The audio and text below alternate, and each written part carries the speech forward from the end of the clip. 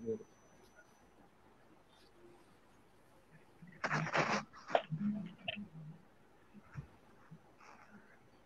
করছি।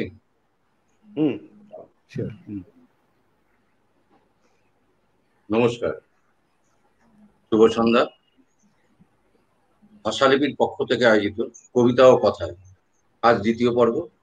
গতকাল আমাদের প্রথম পর্ব হয়েছিল, তো গতকাল 7:30 ছিল, আজকে সবার সুবিধার জন্য আমরা 8টা থেকে আর কি করবো এবার ঠিক করে। তো আজকে আমাদের মধ্যে উপস্থিত রয়েছেন 4জন তরুণ কবি। 80-র দশকে রাহুল প্রকাশ্যে, হ্যাঁ, 90-এর দশকে অর্ণব সরকার, বিপ্লব চৌধুরী, আর বাংলাদেশ থেকে শহীদুল্লাহ।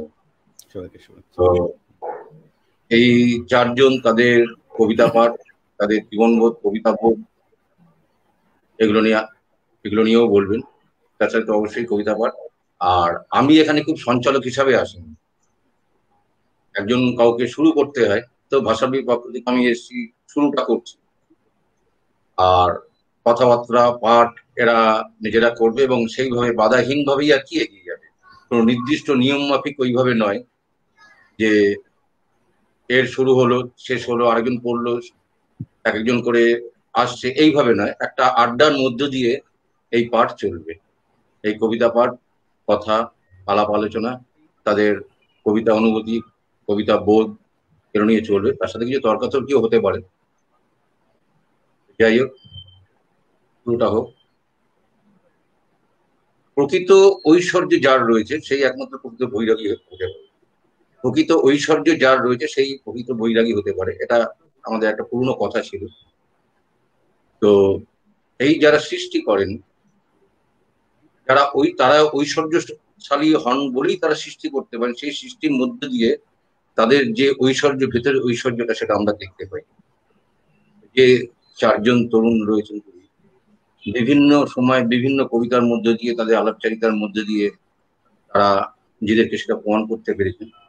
আজকে কম বেশি প্রত্যেকে আমরা তাদেরকে চিনি, তাদের কবিতা পাঠের কবিতার সাথেও আমরা কম বেশি পরিচিত। তা শুরু হোক, রাহুল পুরকাস্ত দিয়ে শুরু হোক। রাহুল পুরকাস্ত প্রথম কবিতা পাঠ করবে, তার নিজের কবিতা। না, সঞ্জীব এত তরুণ তরুণ করছিল না। লাইন মনে পড়ছিল, বুঝলে? শক্তিদার কবিতার লাইন মনে পড়ছিল যে তরুণ কবি কখন তোমায় বলতো লোকে, কোন বয়সে থমকে গেলে সুশ্রী দেখায়। হ্যাঁ, তো যাই হোক, সে অবশ্য কবি শিল্পীরা তো তরুণই থাকেন শেষ মৃত্যুদিন অব্দি। সেই নিয়ে তুই একদম গ্রামাটিক্যালি মানে পলিটিক্যালি কারেক্ট। হ্যাঁ,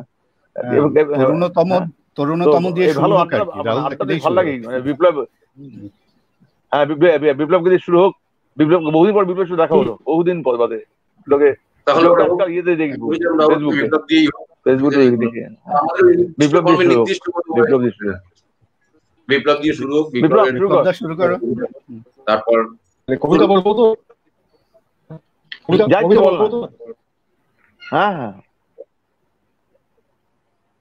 কি বলো বিপ্লব? কি বলবো, কবিতা বলি তাহলে। হ্যাঁ, কবিতাই বল। হ্যাঁ, পর। আচ্ছা, আজকে আমার সাথে সুমিত আছে। সুমিতকে আমি একদম মানে বহু বছর ধরে চিনি। ও যখন এখানে পড়তো, আজকে এই লেখাটাই প্রথমেই পড়ছি। এই লেখাটা আমি উৎসর্গ করছি সুমিতের মেয়েকে। গত বছর 2 আগে বোধহয় মেয়ে এসেছিল। আমরা ভাষালিপির ঘরটায় বসেছিলাম, যে ঘরে কাজ হয়, আর পাশের ঘরটার মাঝখানে একটা পর্দা। তখন ও বাচ্চা, একদম শিশু, ও বারবার ওই পর্দাটা ধরছে, আমাদের তাকাচ্ছে, আমরা বলছি এসো এসো, ও আবার লজ্জা পেয়ে ভিতরে চলে যাচ্ছে। এই ছবিটা আমার মনের মধ্যে অনেক দিন ছিল। তারপরে আরো অনেক ছবির সঙ্গে মিলেমিশে এই লেখাটা হয়েছে। ঝর্ণা। দরজার পর্দা মুঠোয় ধরে গুটি গুটি পায়ে চিরকাল শিশুরা এসেছে। কাকুটির ভাড়াটিয়া ঘর দেখে আশ্চর্য হয়েছে। এত এত বই আছে, ইচ্ছা মতো ছেড়া যাবে ভেবে মন খুশি হয়ে ওঠে। দুলে দুলে নাচে রাঙাটক। আরে আরে দেখি, রঙও তো অনেক আছে টেবিলে ছড়ানো। মোম দিয়ে ছবি আঁকবো দেয়ালের গায়ে, একটা পাহাড়, সূর্য, নদী এঁকে কাকুটাকে দিয়ে বলবে এগুলো তোমার। ঝর্ণা জল ধেয়ে ভেসে ভেসে আসে এইসব শিশু, এইসব রামধনু শিশু আসে আমাদের ঘরে। বললাম এবার আমার আমার পরে পড়বো। একটা পর না, একটা পর পড়ো পড়ো পড়ো পড়ো। বিপ্লব দাকে আমি একটু কাটা কাটা শুনছি, একটু টেকনিক্যালি দেখবেন নেটটা স্লো আছে, কথা কেটে কেটে যাচ্ছে এরকম মনে হচ্ছে। কাটা কেটে কেটে যাচ্ছে। বিপ্লবের কথার প্রবলেম হচ্ছে একটু কিছু, বিপ্লবের কথার প্রবলেম হচ্ছে।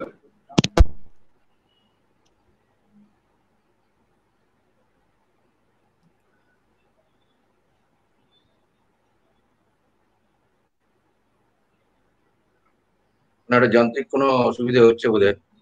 আচ্ছা তুমি পড়ো, তুমি পড়ছিলে, তুমি শুরু করো, কিছুক্ষণ পড়ো তোমার লেখা, তারপরে কথা হোক। হ্যাঁ শহীদুল পড়ো। আমি পড়বো? পড়ো। হ্যাঁ হ্যাঁ আচ্ছা আচ্ছা, তাহলে পরিচয় একটা কবিতা দিয়ে শুরু করি। তার আগে একটা ছোট গল্প তো হবে নাকি? হ্যাঁ হ্যাঁ অবশ্যই, গল্পই তো হবে। ছোট গল্প, গল্পই তো হবে, মানে গল্প তো হবে না, গল্পই তো হবে। মানে রুনাবোধা যদি মনে থাকে, পার্বতীটার বাড়িতে একবার তখন বেশ নতুন নতুন টিভি চ্যানেলগুলি শুরু হচ্ছে কলকাতায়, 2006-07 দিকের কথা বলছি। তো আমি বাংলাদেশ থেকে গেছে শুনে ওখানে একজন টিভি উপস্থাপিকা আসতেন, যদি মনে থাকে। তো উনি আমাকে বারবার বলছিলেন যে সকালবেলায় যদি ওনার একটা কবিতা একটা প্রোগ্রাম করেন, ওইখানে গিয়ে যদি আমি কবিতা পড়ি। তো স্বভাবতই আমি রাজি হচ্ছি না, আর উনিও ছাড়ছেন না। বারবার বলাতে উৎপলদা পাশে বসেছিলেন। তো উৎপলদা বললেন যে ও চ্যানেল তো বেশি লোকজন দেখে না, তুমি এত ভয় পাচ্ছ কেন, গিয়ে পড়ে আসো, লোকজন দেখবে না। তো আমার এখন এই ফেসবুক লাইভেও আমার একটা ভয় আছে, কিন্তু একটা ভরসা যে বেশি লোকজন হয়তো দেখবে না, এই জায়গা থেকে পড়ছি আর কি। পরিচয়, এটা আসলে আমার এই যে বই শরীর সর্বস্ব তুমি, সেই বইয়ে আছে, কিন্তু সেই বইয়ে পেট নামে যে পর্বটা আছে সেই পর্বে আছে। আর আমি যখন আলাদা করে এটা রাখি তখন হচ্ছে বলি যে পরিচয়। পেটের ভিতরে তোমার বুঝে দিচ্ছি নৃশংস পাখির পালক, ওইটুকু নিশানা আমার তুমি বয়ে নিয়ে যাও সংসারে, যেখানে জাতিস্বর কুকুর পাহারা দেয় নাবালিকা গর্ভবতীদের। ওদের যে কোনো একজন আমার মা, ওদের যে কোনো একজনের নাম পাখি, আমি তার গোপন পালক। এটুকু।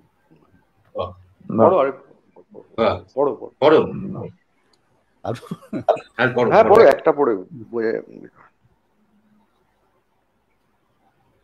আচ্ছা, জরায়ু বলে একটা পড়ছি। আমাকে ঘুরাচ্ছ কেবলই নিশীথের রাজ কর্মচারী, উষ্ণ তোমাদের জলবায়ু পাখিদের জরায়ুর মাপে গড়া। আমি শুধু লিপিবদ্ধ করি তার তথ্য উপাত্ত, অথচ নিমিত্ত মাত্র জেনেও আমাকেই পরালে হাত করা। ফলত এবারও অজানা থেকে যাবে স্বরলিপি ভুলে যাওয়া পাখি বংশের আগামী জীবিকা, বাসা বাড়ি, উড়াল নকশা। রাজাকে বলো উড়ে এসে নয়, প্রাণ জুড়ে বেড়েছি এ দেশেই, তবে বাড়াবাড়ি এখনো করিনি। জন্মেছি রাজ্যের ঘুমে পাখিদের যৌন মৌসুমে। রাজাকে বলো তার বউকে শুধাতে, রানীমা জানেন আমাদের জন্ম কিভাবে, কাহার বরাতে। Thank you. খুব ভালো কবিতা হলো তাই যা একটা সার সত্যি পৌঁছে দিতে পারে, একটা অনুভূতি বলছে একটা সার সত্যি নিয়ে যায়। এবার রাহুল হোক, ফিরে আসবো। তুমি পড়ো না। না আমার কি আমার বলার আছে, মানে ভাষালিপির সঙ্গে আমার সম্পর্কটা কি বলি। হ্যাঁ নিশ্চয়ই। মানে ধর এই সময় তো আমার কয়েকজন বাবু আছে, বাধা বাবু, যারা আমার বই বের করে থাকেন। তো সেই অর্থে ভাষালিপি নবনীত আমার একজন বাবু। নবনীতা কেমন বাবু? নবনীতা প্রত্যেকবার প্রায় প্রত্যেকবার বইমেলার দ্বিতীয় দিনে আমাকে বলে একটা ম্যানস্ক্রিপ্ট দিতে। তো আমি চতুর্থ বা পঞ্চম দিনে দিয়ে দিই। তারপর রোজই ওকে বলি কবে বেরোবে কবে বেরোবে কবে বেরোবে করতে করতে বইমেলার আগের দিন বেরোয়। হ্যাঁ, তার প্রচ্ছদ রেখে দেয় আমাদের সঞ্জীব, এবং তার বইটা বেরোয় বইমেলার মধ্যে। প্রত্যেকবার যেটা হয়, বইমেলা শুরু হওয়ার দ্বিতীয় দিনে বইটা আমার কাছে চায়। এটা সম্পর্ক আছে, নক্ষত্রের সম্পর্ক। তো ফলে এবং সে দিতে হয়, না দিলে পরে এটা অন্যরকম পারিবারিক সমস্যা দেখা দেয় প্রায়। উনাবু একদিক থেকে আক্রমণ করে, একদিক থেকে সঞ্জীব, একদিক থেকে নবনীতা। তো আমি একটা লেখা পড়ি। তোমার কথাটা খুবই ভালো, কিন্তু কথাটা মানে সত্য বললে ঠিক হয় না, সত্যের মতো। যেমন ছেলে আর ছেলের মতো, এই দুটোই যে তফাৎ থাকে, যে একেবারে দ্বিতীয় দিন চায় আর লাস্ট দিন এই গল্পটা খেতে আমার পুরোটা খাবো না। বাবা ওই সেই ভানুর একটা যে না কাজ তো যে এতটা হয়, আরে লেজের সাইজ করান, লেজের সাইজ কমাও, আর একটু কমাও, আর একটু আড্ডা 8 করো 6 হাত করো, একটা বোঝাপড়া হোক যে লেজের সাইজটা 4 হাত।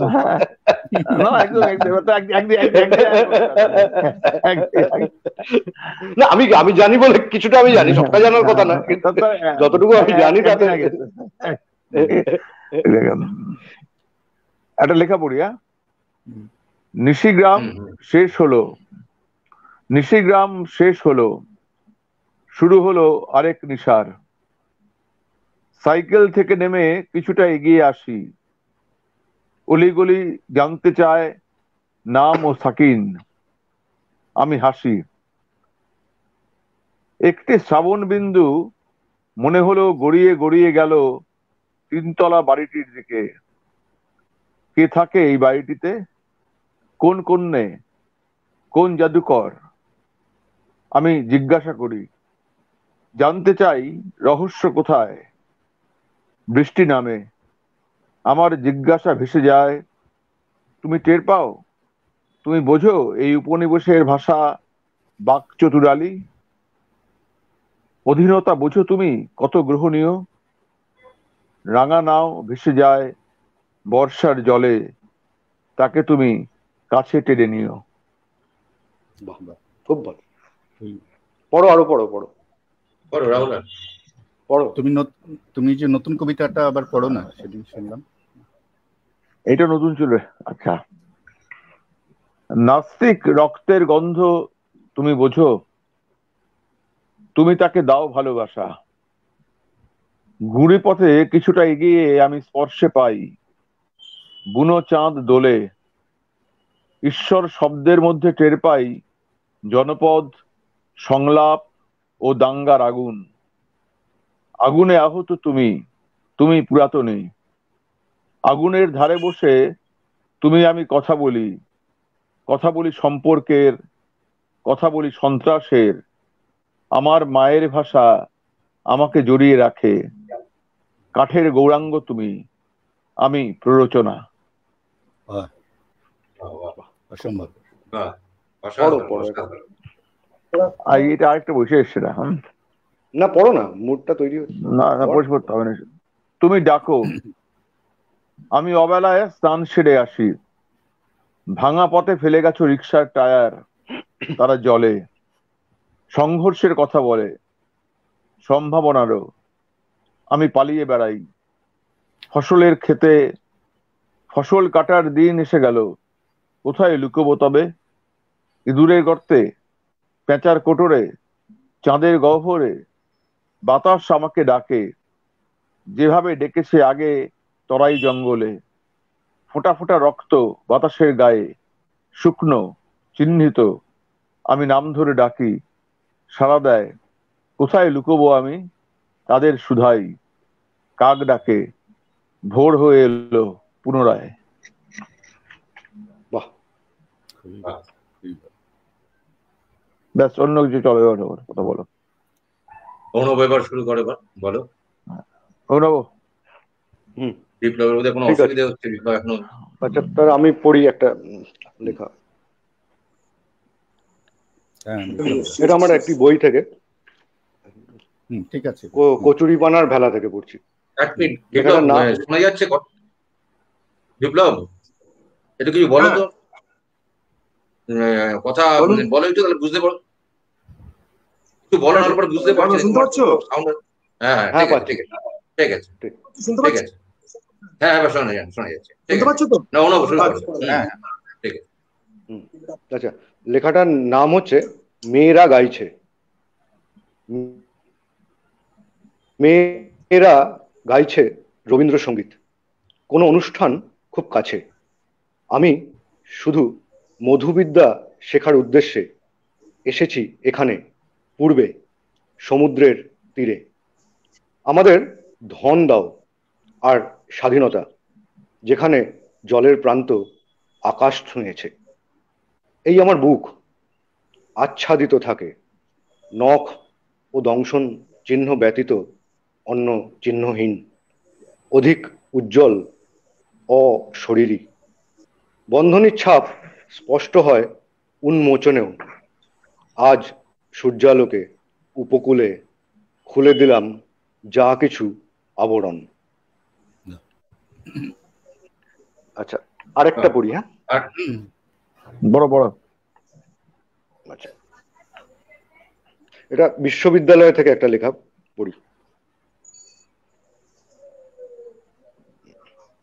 লেখাটির নাম হচ্ছে কত সম্পর্কের ছায়া।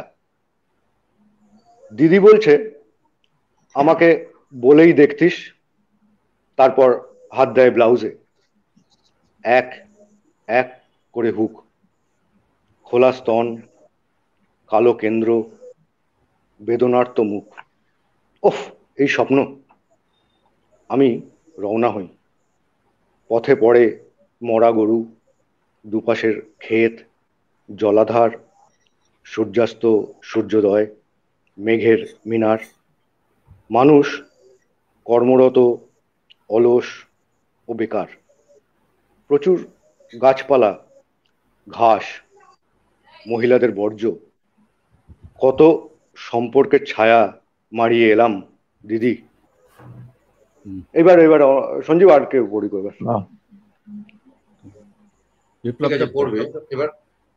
কিছু কথা মানে অনুভব, কোনো কথা, কোনো কিছু নেই? পাঠ করলে একটা কিছু বলো কিছু।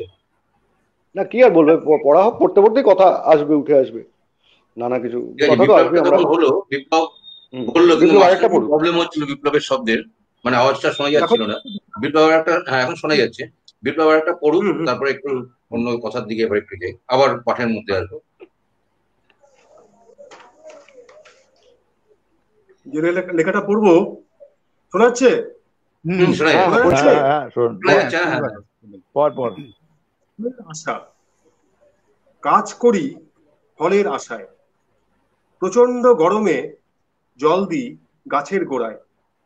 ঝড়ে মুকুলগুলি মাটিতে ছড়িয়ে পড়লো কিনা দেখে আসি ছাতা ও লণ্ঠন হাতে।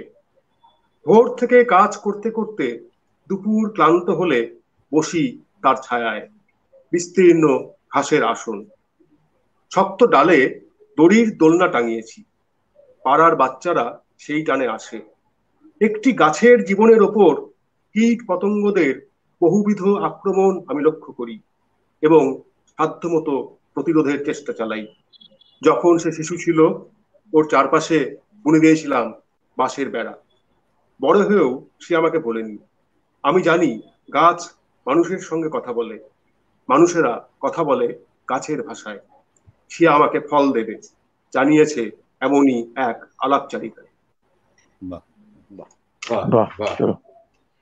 আরেকটা পড়ো না বিপ্লব। আরেকটা বলবো? হ্যাঁ, পড়ো।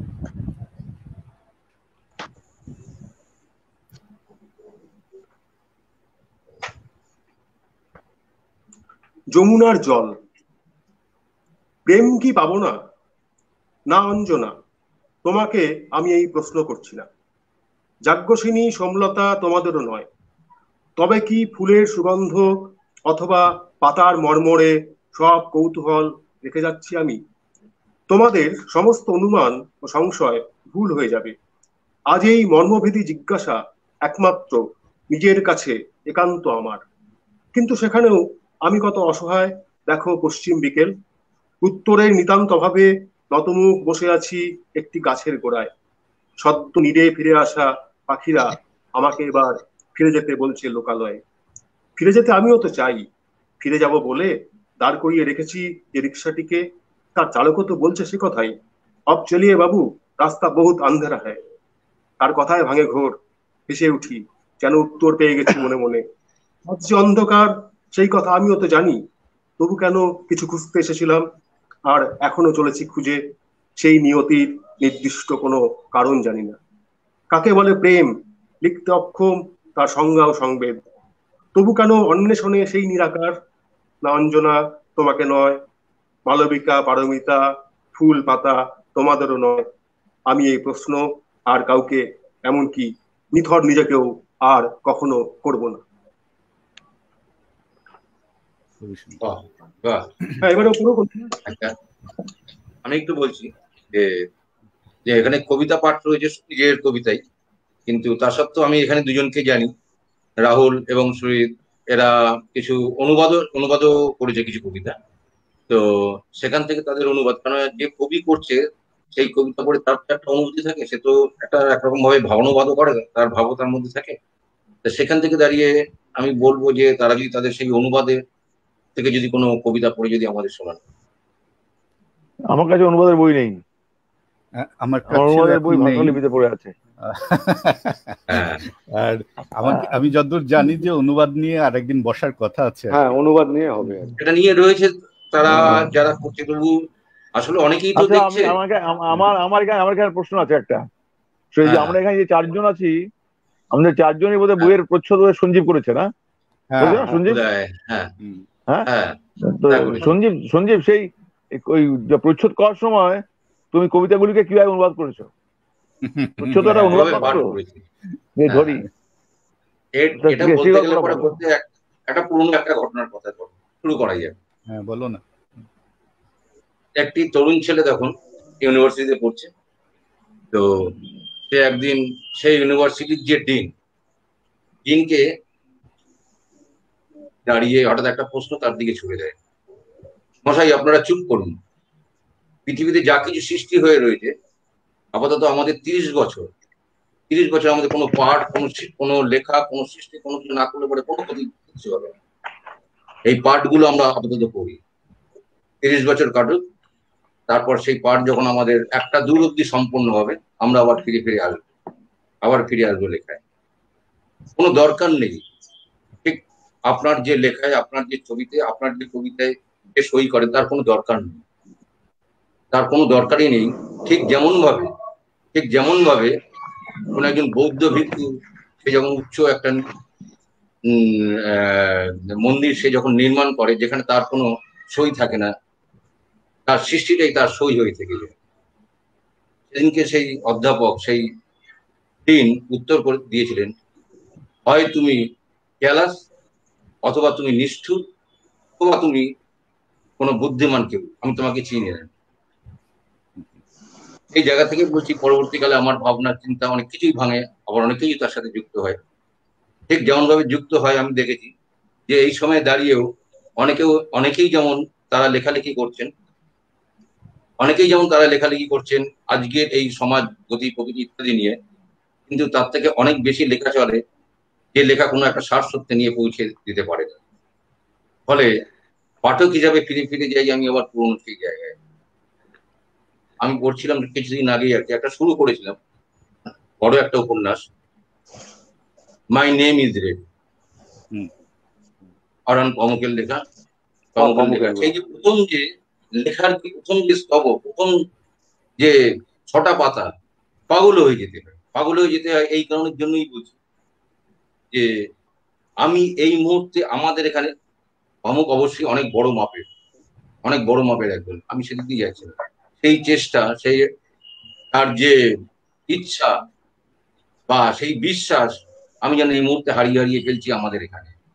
তাহলে কিছু কি হচ্ছে না? হচ্ছে, অনেক কিছুই হচ্ছে, যে খবর আমরা হয়তো পাই না, আমি হয়তো পাই না। আমি যে কবিতাগুলো পড়ি, যেগুলো প্রচ্ছদ করি, এবার সবার বইয়ের ক্ষেত্রে সব রকম ভাবে মানে পড়া আমার পক্ষে সম্ভব হয়ে ওঠে না। তার কারণ হচ্ছে যে প্রথম কিছু মানে প্রথমত প্রচ্ছদের ক্ষেত্রে যেটা হয় সেটা হচ্ছে যে খুব কম একটা সময়, আর যে উচ্ছেদের ক্ষেত্রে আমি যখন সময় পাচ্ছি, আমি যেমন বলছি যে এই কম সময়ের মধ্যে যেটুকুনি আমি হয়ে যায়, আমি আসলে আমিতে যেতে চাই না। যে যেমন বিশ্বদেব মুখোপাধ্যায়, আমি জানি তার লেখার মধ্যে দিয়ে সেই লোকটির সাথে মিশে আমি জানি যে আসলে এইভাবেই তারটা চলতে হয়, এইভাবেই তার বোধহয় রং, তার রেখা এরকম ভাবে পৌঁছে যায়। এখন আমাকে যখন পরিচ্ছদ করতে হয়, তখন বিশেষত কবিতার ক্ষেত্রে আমাকে প্রথম কয়েকটা চুজ করে নিতে। হঠাৎ আমি দেখেছি কবিতার ক্ষেত্রে প্রথম কোনো কবিতা এট এ গ্লাস ভালো লেগে পরে তার মধ্যে সেই সুরটা আমি খুঁজে পাই, সেটা দিয়ে আমি পড়ার চেষ্টা করি। কবিতা লেখা আর পরিচ্ছদ দুটো সম্পূর্ণভাবেই আলাদা জিনিস। আলাদা জিনিস সেই কারণের জন্য বলছি যে দুটোর পথ আলাদা, তারা মিলিত হয় এক জায়গায়। আমাদের অনেকেরই একটা ভাবনা চিন্তা, আবার জ্ঞানের মতো হয়ে যাচ্ছে, অনেকেরই একটা ভাবনা চিন্তা রয়েছে যে আসলে এইরকম যে বইয়ের সাথে তার প্রচ্ছদের একটা সরাসরি ভাবে সম্পর্ক থাকতে হবে। আসলে দুটো ভিন্ন জার্নি, এই জার্নি দুটোকে একটা জায়গায় মিলিত হবে। তো কেউই কারোর পরিপূরক নয়, আবার দুজনই দুজনের পরিপূরক। এইভাবে বলতে গিয়ে আমি বলতে পারি যে বইগুলো অন্তত যারা আমার প্রিয় লোকজন, তাদের বইগুলো প্রথম অবস্থায় পড়াটা খুব হয়ে ওঠে না, মানে বই কাজ করতে গিয়ে, কাজ করার পরগুলো দিয়ে তারপর যখন সময় হয় নিজের মতো করে সময়, সেই সময়টা আমি সেটা ধরার চেষ্টা করি। এই আমার অনুভূতি, এই আমার বলা। যাই হোক, এবার হোক। আর খুব ভালো, এবার শুরু করো রাহুল, শুরু করো, একটু কথা হোক, আর একটু তর্কাতর্কি হোক। ভালো করে একবারে এখন আর না, আমি আর গল্প বলতে চাই। আমাদের যে অরুণাভ কেন আছে, অরুণাভ মানে বরাবরই খুব রহস্যময়। অরুণাভকে আমি প্রথম দেখি যে উৎপলদার সঙ্গে কফি হাউসে একটা ছেলে গুটি গুটি এসে বসে। তার কদিন পরে তার গুটি গুটি একজন বান্ধবীকে নিয়ে আসলো। তারপরে তার বই একদিন গুটি গুটি পায় আমাদের দিল, সে বইটার নাম হচ্ছে বান্ধবী শ্রীরাধা বোধহয়। তো আমি এত বেশ ভালো বই পড়ছি, দেখছি এবং বলছি, ফিস করে বলছি ওই আবার শ্রীরাধার সঙ্গে এসছে। তো আমরা বুঝতাম যে মেয়েটির সঙ্গে আসছেও সে শ্রীরাধা। তারপরে একদিন আমরা খুব একদিন হতাশ হয়ে গেলাম যখন জানলাম যে মেয়েটির নাম রমণীতা। আসলে আদৌ সে শ্রীরাধা বলে কেউ ছিল না, আছে এখনো জানি না। সেই থেকে অরুণাভ খুব রহস্যময়, এবং অরুণাভকে দেখে ওর লেখা বোঝা যায় না।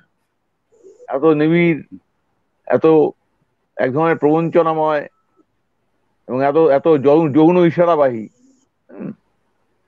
উৎপলদা অরুণাভর বই পড়ে, কবিতা পড়ে বলতেন ওর ভেতরে যে এত কিছু আছে বোঝো কি দেখে? না, বুঝি না। এই হচ্ছে অরুণাভর সঙ্গে আমার প্রথম পরিচয়। আমি বিপ্লবকে আমি দেখেছিলাম, তারপর তো আর জলপথ স্থলপথ অনেক কিছু আছে। আর বিপ্লবের সঙ্গে প্রথম পরিচয় ছিল নর্থ বেঙ্গলে, না বিপ্লব? উত্তরবঙ্গে, শিলিগুড়িতে। তাই তো?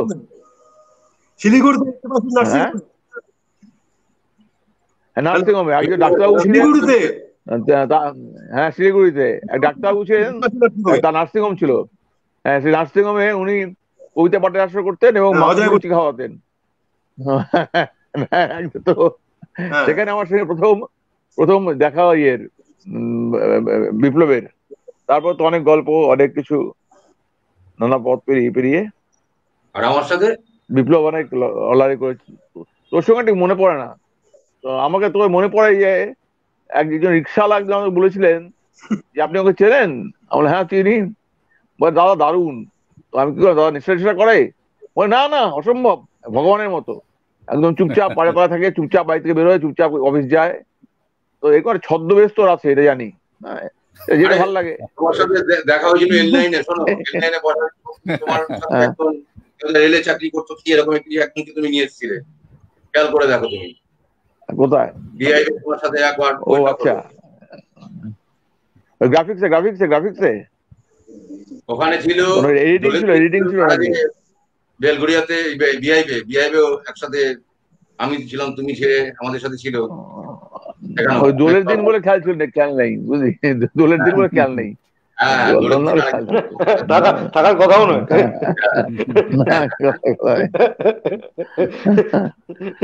রাঙিয়ে দিয়ে যাও না কিছু।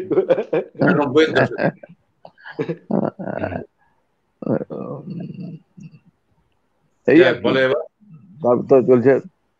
না, সঞ্জীবের সম্বন্ধে আমি বলি, আমি সঞ্জীবকে যখন আমার কবিতা সংগ্রহ হচ্ছে, সঞ্জীব প্রচ্ছদ করো না, কারণ আমি এখনো পর্যন্ত প্রচ্ছদ করিনি। সঞ্জীব বলল ঠিক আছে।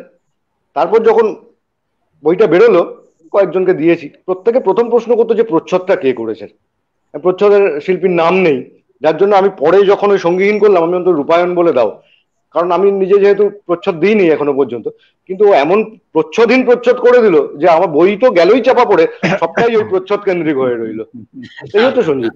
আর সঞ্জীবের রেখা ভীষণ শক্তিশালী। সঞ্জীব যে ছবি আঁকে, সঞ্জীবের মারাত্মক রেখার যুগ। এইটা আমি খুব মানে ওর একদম অনুরাগী ওর ছবির। আর সঞ্জীব মানুষ এত ভালো, সঞ্জীবকে যা কিছু বলা যায় করা যায়, ঠিক আছে হয়ে যাবে। ভীষণ ঠান্ডা মাথার, ঠান্ডা মেজাজের প্রকৃত শিল্পী আর কি। তাই আমি বলি যে কবিতা লিখতে যে আর কিছু না হোক, কিছু মানুষ পেয়েছি, কিছু বন্ধু পেয়েছি, এইটাই, কিছু সম্পর্ক করে, এইগুলোই। আর কি পাওয়ার আছে? আর তো কিছু পাওয়ার। বিপ্লব বলো, কিছু বলো। তোমার তো অনেক ঘটনা, তোমার তো একবার জীবন বৈচিত্র্যপূর্ণ বিষয়। এটা তারপর আবার শুনতে পাচ্ছি বিপ্লব? হ্যাঁ বলো, তোমার একটু কথা বলো।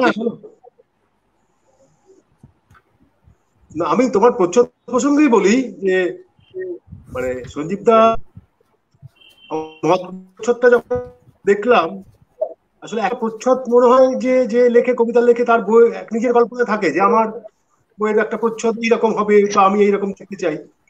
প্রচন্ড মানে সুপ্ত একটা কল্পনা হয়তো থাকে কোনো কবির, মনে হয়, আমার মনে হয় এরকম। আমি এটা দেখার পরে কিন্তু একদম মানে আসতে যাই এবং মুগ্ধ যাই যে কি অসাধারণ, এবং মানে মর্মটা এবং সেটা, এবং এই প্রচ্ছদটার কথা আমাকে মানে এত অজস্র মানুষ, এত লোক বলেছে। তারপরে সঞ্জীব দা তো আরো নানান রকম কাজ দেখছি প্রতিনিয়ত। সঞ্জীব দার মানে কাজের আমি যেমন একজন অন্ধভক্ত, আর মানুষ, সঞ্জীব দা এমন একটা মানুষ যাকে ভালো না বেসে কোনো উপায় থাকে না। সঞ্জীব দার সঙ্গে তো শুধু কলকাতার মধ্যে নয়, বাইরেও বেড়াতে গেছি, একসঙ্গে কাটিয়েছি। হ্যাঁ, সঞ্জীব দা একজন মানে এমন একজন মানুষ আমি যার মধ্যে এখনো কিছু পাইনি।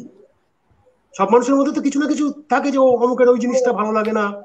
সঞ্জীব দার এখন ক্ষেত্রে আমার এই অভিজ্ঞতা হয়নি, মনে হয় এই জীবনে আর হবেও না। না বিপ্লব, এবার তোমার লেখা একটু শুনি।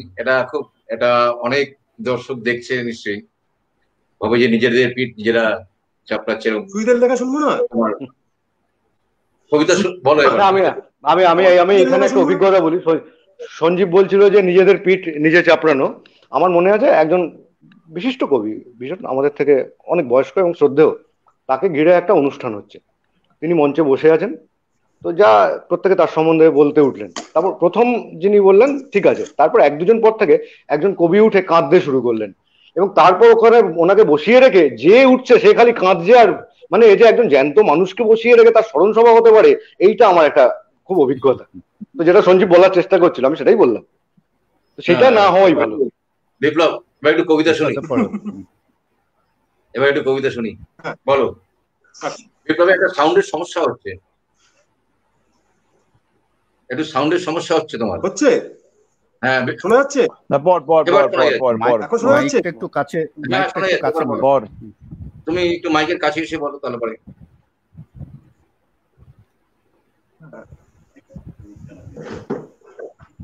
মূর্তি লিখেছি তোমার নাম, কষ্টে কেটেছি পাথর, রক্তে তাই ভিজে গেছে হাত। আমার একার নয়, পৃথিবী সব প্রেমিকের ভেতরে বিনিদ্র এক ভাস্করের ঘর। তারাই তোমার মূর্তি গড়ে তোলে রোজ, চাকায় চাপিয়ে আনা কবেকার প্রাচীন পাথর থেকে তোমার আদল প্রাণ ফুটে ওঠে বলে আমাদের হাতগুলি খননের কাজে শুধু মুক্ত হতে থাকে। মাটির অনেক নিচে শোনা যায় ভাঙনের মর্মভেদী স্বর। আমার একার হাত, আমার একার নয় জেনে পৃথিবীতে কোনো মূর্তি চিরস্থায়ী নয়।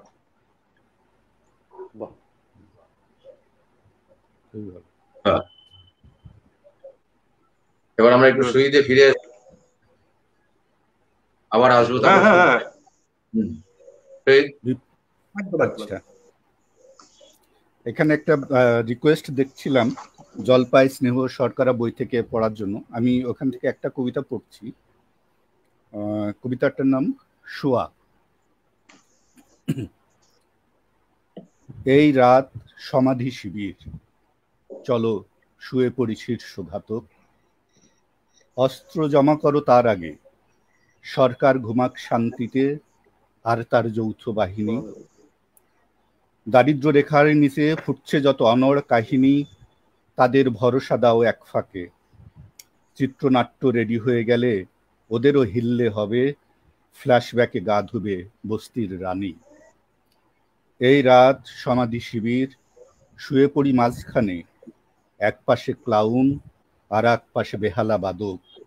গভীর আড়াল থেকে ছুড়ে দিচ্ছে মাটি ও গোলাপ জল আমাদের ধর্মবোন আর বিবাহিত স্ত্রীলোক। আরেকটা পড়ো। এটা পড়ো। পড়ো পড়ো। আচ্ছা, ঢাকা থেকে এসছিস, পড় বাবা।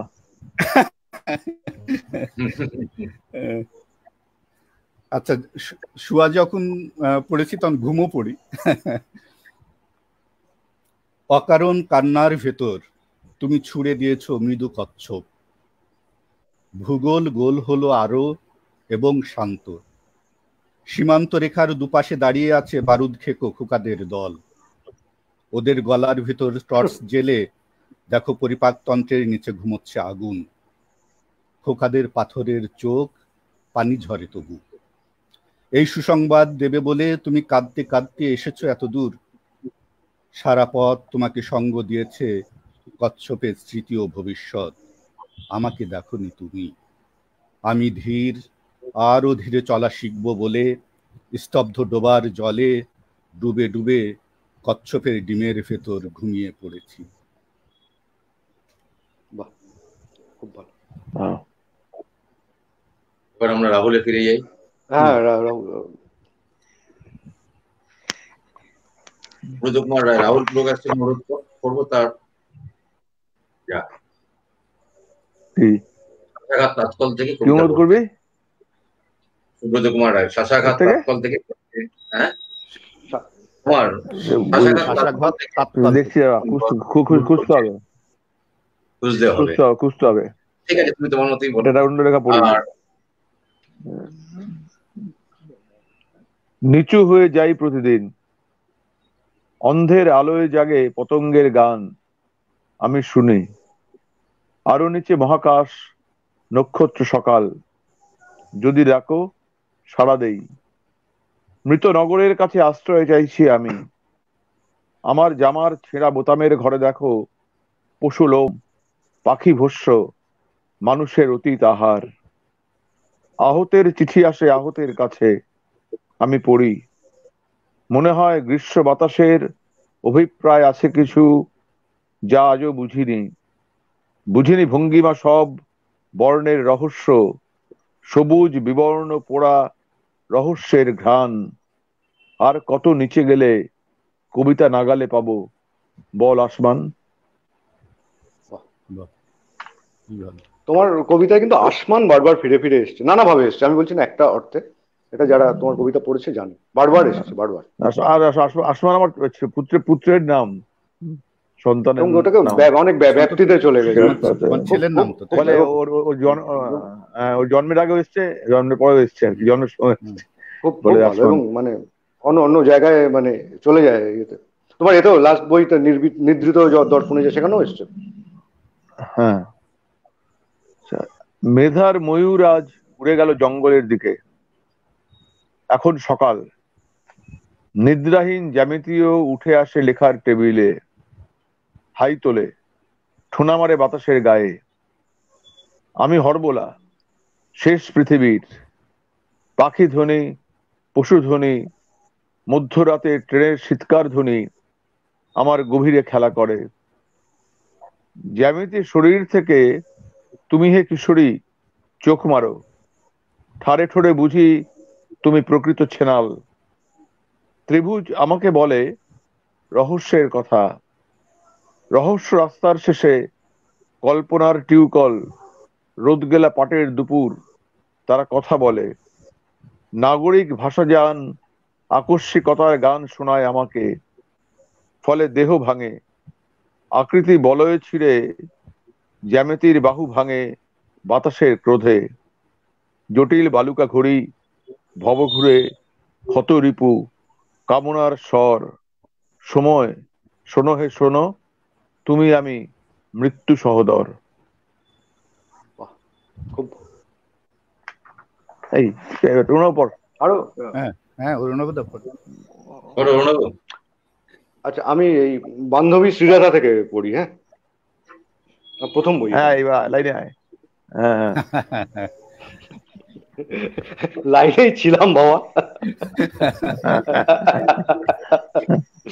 আচ্ছা, লেখাটার নাম কান্না, নার্সিংহোম, রাত। আমার খুব চেনা এই মান, অভিমান, কান্না। ওই যে অপু, ওর বান্ধবী শ্রীরাধা, নার্সিংহোমের সিঁড়ি জুড়ে আমার চোখের জলের দাগ। ওই যে পাশের বাড়ির ছেলেটা পাগল, পাগলাগারদের গল্প আমি খুব ভালোবাসি। ও বাড়ির শ্যাম বউকে জড়িয়ে ধরে কাঁদে, বউ কাঁদে আরো রাতে দেওরকে জড়িয়ে ধরে। পাড়ার ছেলেরা মাতালকে দেখাচ্ছে হাত, পানের দোকানের ঝাঁপ বন্ধ হয়ে যায়। মাতালের কান্নার শব্দ, কান্নায় ভেসে চলে রাত।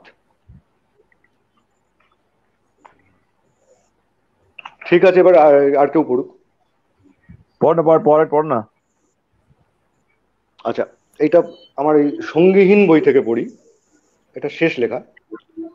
লেখাটার নাম সম্পর্ক। নষ্ট নীড়ের মানুষ জানে এই গদ্য কোন কবিতায় লেখা। এবং সমুদ্র তীরে দেখো বালুতটে আমাদের অশরীরী শরীর সমূহ। আমার সন্তান যে তোমারও, তোমাদের। কাল সারাদিন শুয়ে থাকবো, কেননা তুমি হ্যাংওভার বলো তাকে, শুধুমাত্র মদিরার নয়, সম্পর্কেরও। ব্যাস, এবার অন্য কেউ, এবার আর কেউ পড়ো। বিপ্লবদা পড়ো। বিপ্লব পড়ো, তার আগে কিছু বলার থেকে তুমি বলতে পারো। বিপ্লবদার কাছে ওই কুনাল শুনতে চেয়েছেন এলগিন রোড। আচ্ছা,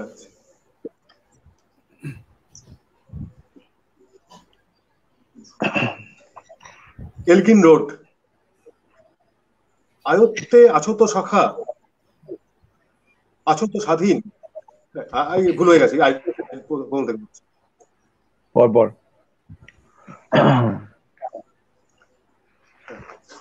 আয়ত্তে সখা, আছো তো অধীন। খুব বেশি নেশা হবে তো, ট্যাক্সি ভাড়ার টাকা কিন্তু নেই আমাদের কাছে। আপাতত সিগারেট কিনতে হবে, পরে শুনবো কবিতা তোমার। আমার গুহাতেই যাচ্ছ তো তুমি, আমাকে ধরো, তোমার কোনো রথই দাঁড়াতে চাইবে না। সিগারেট নেই তো বললাম, খোলা নেই দোকান। আমি আর বেশ্যাপাড়ায় যাবো না বলেই ঠিক করেছি। তুমি গেলে যাও, তার চেয়ে চলো একটু হাঁটি হাজরা মোড়ের দিকে। সান্দাকফু যাওয়ার যে কথা ছিল আমাদের, সেটা তো হলো না আর। সেবার লক্ষ্মী পূর্ণিমায় ছিলাম সেখানে। চলো ওই মোড়ে সিগারেট, বিড়ি, গাড়ি সবই পেতে পারি। দেখো কি শুনো, আজও কি পূর্ণিমা নাকি? ও কি সেদিকে তাকিয়েই বমি করি। দুপুরে খাওনি কিছু, ভাত ডাল শুনো, একদম খালি পেটে এই ফল হয়। এই নাও জল খাও, মুখ ধুয়ে ফেলো। এমন জ্যোৎস্নার রাতে স্বপ্ন জানলা দরজা বন্ধ রেখেছে কেন? বলো, আমি তার কি উত্তর দেব? বাহ বাবা, একটা বড় বিপ্লব।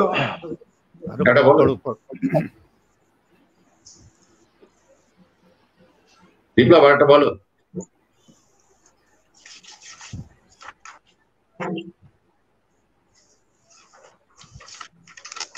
দিবারাত্রির কাব্য। উবু হয়ে বসে নিজেকেই দেখি, ওই তো লোকটা বাজারে যাচ্ছে রিকশায় চেপে, রুমাল দিয়ে ঘাম মুছছে আর চশমার কাজ। বেছে বেছে 500 মাছ কিনলো 350 গ্রাম। সবজি ওনার থেকে নিল উচ্ছি, বেগুন, ঢেঁড়স, পটল। মিলনের দোকানে চা খেয়ে ধরালো সিগারেট। গলি দিয়ে হাঁটতে যখন কি যে দুষ্টু বুদ্ধি লাগলো আমার মাথায়, অবশ্য একটা কাঠি দিয়ে খোঁচা দিলাম বুকের পরে। দিল আবার আর বুঝতে পারলো না, একটু থমকে দাঁড়িয়ে আবার চলতে শুরু করলো। ভাবলো মনের ভুল। বিকেলে লোকটা গেল কফি হাউসে, টয়লেটে গিয়ে পেচ্ছাপ করলো, ঘাড়ে মুখে জল দিয়ে এসে চেয়ারে বসলো। আলো কফিতে চুমুক আর সিগারেট বিড়িতে টান দিতে দিতে যখন বন্ধুদের সঙ্গে গল্পের মৌতাতে মশগুল, তখন দিলাম ফের এক খোঁচা। কে দিল আবার আঘাত। এবারও বুঝতে পারলো না ওই বুড়বাক। ফুটপাত থেকে দু একটা পুরনো বই কিনলো, মদের দোকান থেকে রামের পাইপ। যখন অধিক রাতে শূন্য বোতল গড়ালো মেঝে, অভুক্ত মাথার লোকটা শুয়ে পড়ছে। আমি কি আবার একটা খোঁচা দেবো, নাকি অচেতন তার মাথার কর্কশ কিছুক্ষণ দিয়ে দেবো হাত? বুঝতে পারলাম না। আর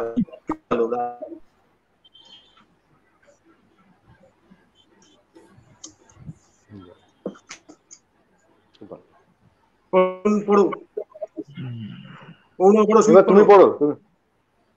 এবার রাহুল পড়ো, কাজ তো পড়ুক এবার। হ্যাঁ রাহুল দা পড়ো। পড়ো পড়ো। কে পড়ো? আমি তো বললাম বাবু। আরে পড়ো না। গানের ভিতর দিয়ে একা হেঁটে আসে যে মানুষ, তাকে আমি জানি। সেও অবগাহনের কথা বলে। আদিবাসী শিশুদল পাঠ শেষে ঘরে ফিরে তার দিকে চায়। তার বুক ভেদ করে কতিপয় পাখি উড়ে যায়। একলা মাঝির নৌকা একা একা ভেসে চলে এপার ওপার। ধান খেতে ঢেউ দোলে, ফড়িংয়েরা ঘরে ফেরে আর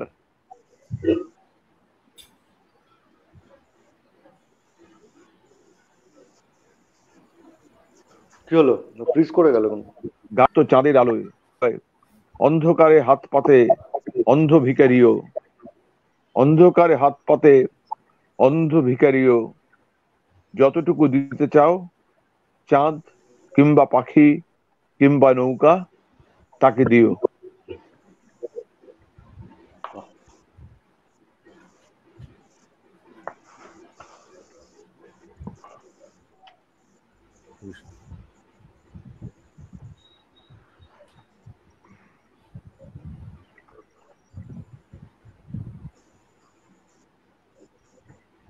আমি আরেকটা লেখা পড়ি। হ্যাঁ, আর পড়বো না।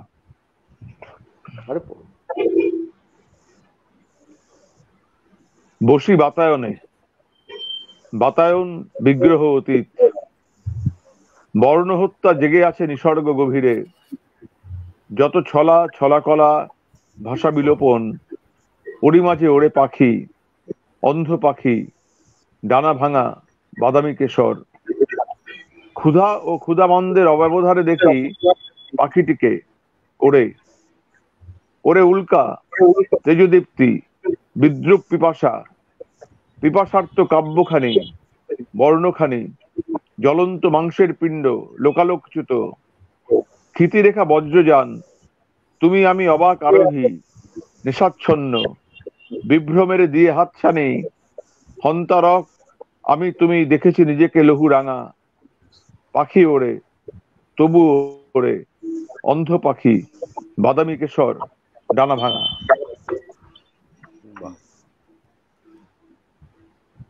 আর একটা প্রবেশের শেষ লেখা। আরে পড়ো না। যে রাত দংশনে জাগে, আমি তার অন্ধকৃত দাস। মরু শহরের থেকে ভেসে আসা বিষণ্ণ বাতাস আমাকে বধিরে রাখে। পাখি ওড়ে আমারই ছায়ায়। বোবা পাখি, অন্ধ পাখি, স্মৃতিহীন নগ্ন পাহারায় আমাকে আগ্রহী করে।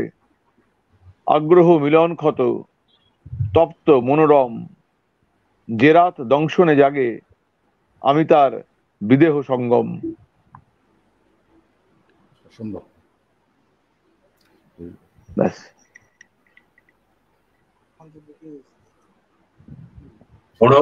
এবার তুমি একটু বলো। আমি হ্যাঁ, তোমার দেখলাম যে কিছু রয়েছে, পরবার কথা বলছি, যা লেখাগুলো আসছে গিয়া ইনফার্টিলিটি থেকে বলছে তোমার পরবার কথা। সন্ততি। আচ্ছা পড়ছি আমি, তার আগে একটু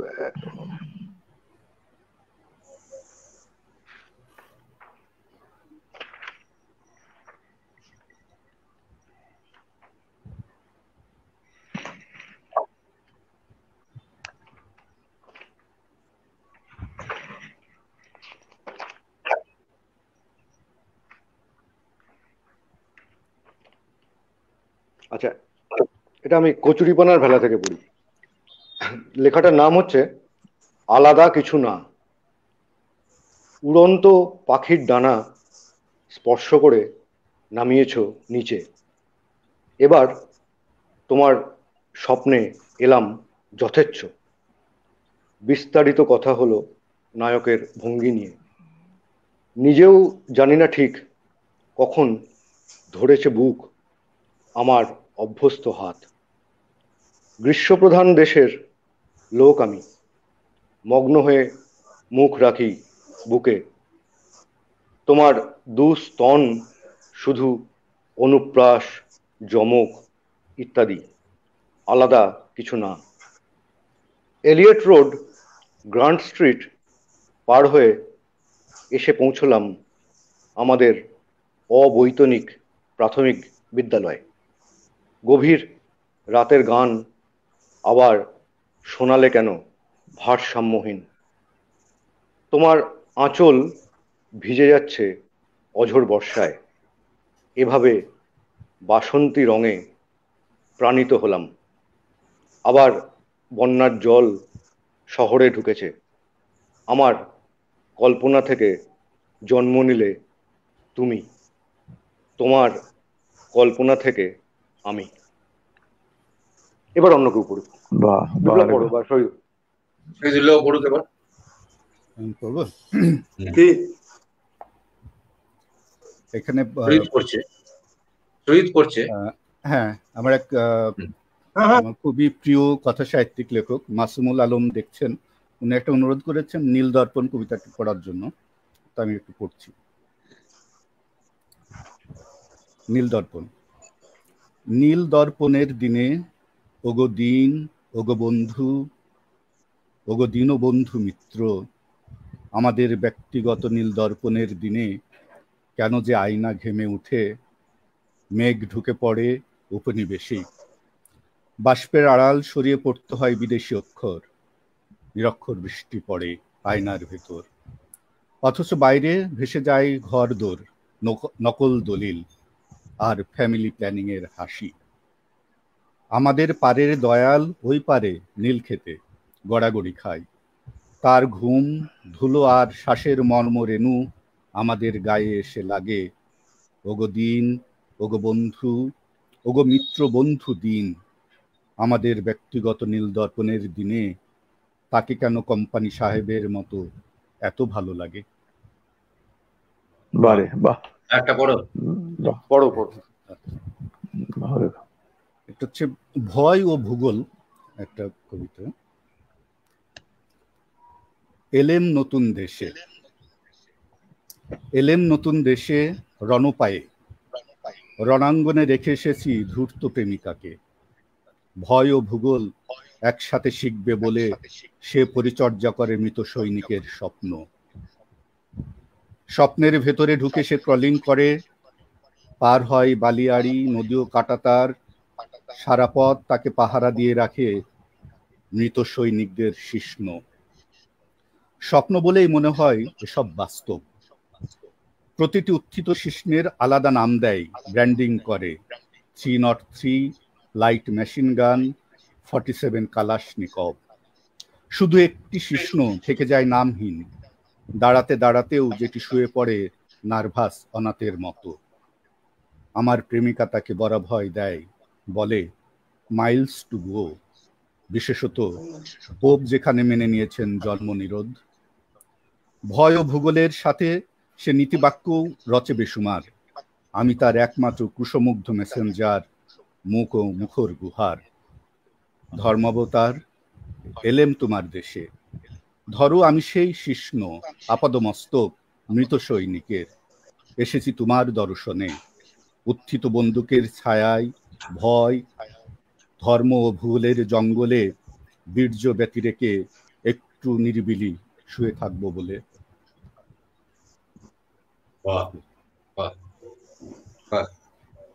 খুব ভালো কবিরা।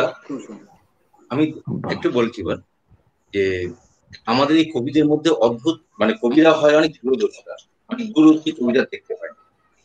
তো এই ট্রেনে বাসে রাস্তাঘাটে যখনই দেখি কবির সাথে আলাপ হয়, তখনই আচ্ছা তুমি কোন দশকের? হে, আমি তো 90-এর দশকের। ওহো না না, তুমি 90-এর দশকের কেন? তোমার আমি তো জানতাম তুমি তো 00 দশকের। এই দশক নিয়ে আমাদের মধ্যে অদ্ভুত একটা ব্যাপার হয়েছে যে আমি জানি না রবীন্দ্রনাথ কোন দশকের, আমি বলতে পারবো না, আমি বলতে পারবো না মধুসূদন কোন দশকের। কিন্তু এই যুগে আমি একটা ভীষণ রকম ভাবে কথা শুনতে পাই, তুমি কোন দশকের? হে, তোমরা যারা কবিতা লিখছো এই দশক দিয়ে তোমাদের একটা পরিচিতি পাওয়ার আপ্রাণ একটা চেষ্টা আমাকে মাঝে মধ্যে ভীষণ হতাশ করে। এইটা যদি তোমরা একটু ব্যাখ্যা করে দিতে পারো, আমার এটা জানা নেই, নিশ্চয়ই এটা তোমাদের মধ্যে একটা কোনো একটা সংজ্ঞায়িত ব্যাপারটা হয়েছে যে যখন বলি আর কি প্রাচীন গ্রিক কবিতা দশকে ফিরে যাই কেন। আমি জানি না ইয়েটস কোন দশকের কবি ছিল, কিন্তু আমি বলে দিতে পারি রাহুল ছিল 80-র দশকের, তোমরা ছিলে 90-এর দশকের। অদ্ভুত হবে। এবং আমি ছোটবেলায় অন্তত হায়ার সেকেন্ডারি অব্দি আমি জানতাম না, এইরকম একটা বোধ রয়েছে যে কোন দশক। দশক ব্যাপারটা তোমরা যদি আমাদের কাছে যদি একটু যদি সহজ করে দিতে পারো, এটা আমার নিজের ব্যক্তিগত প্রশ্ন। এটা যদি মনে হয় আর কি আলোচনা করা যায়, না করে এই কথা এইগুলো কাঁচা বাংলায় বলতে গেলে এগুলো ঢপ। এগুলো হচ্ছে অধ্যাপকদের সুবিধার জন্য অধ্যাপকরা করেন। এই একাডেমিশিয়ানদের ব্যাপার সম্পূর্ণ। এতে আসলে বাংলা কবিতা রবীন্দ্রনাথ 2020 সালের কবি, বিপ্লব 2020 সালের কবি, মাইকেল 2020 সালের কবি। হ্যাঁ, একটা মানুষ কবিতা সেই পাচ্ছে। কবি তো 3 বছরের জন্য কবিতা লেখে না, বা সারা জীবন তার জীবন না, সে তার ঠাকুরদার জীবনে লেখে, তার নাতি পুতির জীবনে লেখে সে। হ্যাঁ, ফলে কবির একটা বিরাট ব্যাপ্তি। হ্যাঁ, বিরাট ব্যাপ্তি। ফলে দর্শক হচ্ছে একটা বাহানা মাত্র, যে অধ্যাপকদের একাডেমিশিয়ানরা তাদের নাম্বার দিতে পরীক্ষায় চ্যাপ্টার পড়াতে সুবিধা হয়। তাই আসলে আমাদের বাংলা কবিতার সমস্যা হচ্ছে গিয়ে, বাংলা কবিতার জানি না পৃথিবীর কবিতা অন্যখানে কবিতা কেমন, একটা বিরাট অংশ ভারতীয় কবিতার একটা বিরাট অংশ অধ্যাপকদের দখলে। হ্যাঁ, অধ্যাপকরা নির্বাচন করেনি কবি, অধ্যাপকরা নির্বাচন করে 1980 সালের কবি, 1908-এর দশকের কবি। একটা মজার গল্প মনে পড়ে, একবার শক্তিদা বেলঘরিয়া কবিতা পড়তে এসেছিলেন। তো যেখানে পড়ছেন কবিতা, সেই ক্লাবের পাশে একটা ডোবা ছিল, ডোবা একটা গরুর বা বাছুর ডোবাটা লাফ দিয়ে পেরোতে গিয়ে এবার পড়ে যায়। হই হই হয়, সবাই কি হলো রে, কি হলো বলে একটা গরু পড়ে গেছে। তো শক্তিদা এসে জিজ্ঞেস করেছিলেন এটা কোন দশকে, কোন দশকের গরু। আর এই দশক ব্যাপারটা শুরু হয়েছে, দেখবে শুরু করে 30-এর দশক থেকে এরা শুরু করেছে, কিন্তু তার আগে এই দশক ইয়েটা ছিল না। 30-এর দশকে হচ্ছে জীবনানন্দ বা সুনীল দত্ত এদের ধরে, তারপর 40, তারপর 50, তারপর এখনো পর্যন্ত চলেছে। জীবনানন্দ দশক, হাস্যকর জীবনানন্দ দশক হয়, দেখে দেওয়া হয়। আর আরেকটা যোগ দেখে দেওয়া হয়, কোন দশকের বই? সেটা হচ্ছে যে শুধু অধ্যাপকদেরই বিষয় না, আরেকটা গ্রুপ আছে যারা কবিতা লিখতে এসে এক ধরনের আইডেন্টিটি ক্রাইসিসে ভুগে, এবং কোনো একটা দশক বলে তার সঙ্গে নিজেকে একটু রিলেট করার চেষ্টা করে নিজের এক্সিস্টেন্সটা খুঁজে পাওয়ার চেষ্টা করে। কবিদের ভিতরে একটা গ্রুপ আছে যারা নিজেকে একটু লোকেট করার চেষ্টা করে, হাস্যকর একটা গ্রুপ আছে, হাস্যকর। তবে এগুলো কিছু যায় আসে না, কবিতা থাকার হলে এমনিই থাকবে, সেটা 100 বছর পরেও বেরোবে। আর যদি না থাকার হয় জোর করে কিছু করার নেই, বুঝে নেবে যারা পাঠক। এবং অনেক মেজর কবি আছে তারা নিজের পাঠককে তৈরি করেছেন, সেই পাঠক তাকে স্বীকৃতি দিয়েছে। সেটা একটা বড় বড় জার্নি, সেটা আমার তো মনে হয় সেটা খুব ইম্পর্টেন্ট জার্নি, এবং মেজর কবিদের ক্ষেত্রে অনেক ক্ষেত্রেই তাই হয়েছে।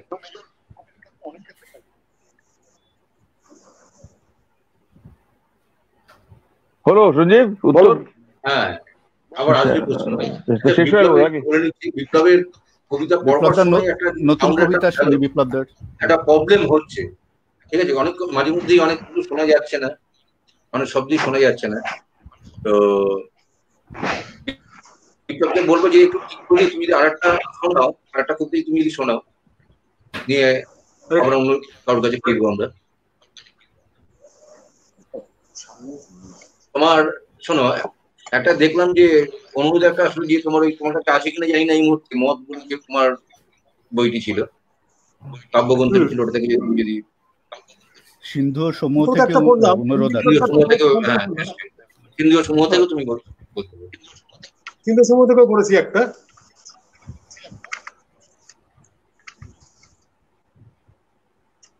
তো ইচ্ছে মতো বল, ইচ্ছে মতো বল।